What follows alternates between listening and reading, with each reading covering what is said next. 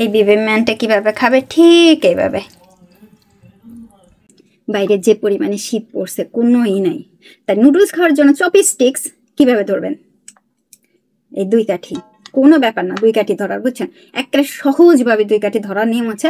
একটা কাঠি এই যে বুড়ো আঙ্গুল আর পাশের আঙ্গুলের মাঝখানে একটু উপরের দিকে ধরেন, এই উপরে ধরেন এতটুকু রাইখা।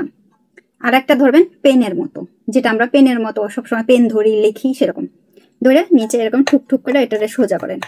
আর উপরে দিকে যে বলছি না এতটুকু ধরে এখন খাবেন।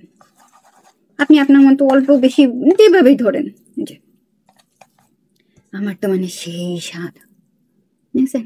নিচে আবার একটা জিনিস আছে, আপনি এইভাবে ধরেন, কোনো ব্যাপার না। আবার নিচে রাইখা ঠুকঠুক করে ধরেন। আসলে চপস্টিক ধরা হচ্ছে কি আঙ্গুলের খেলা।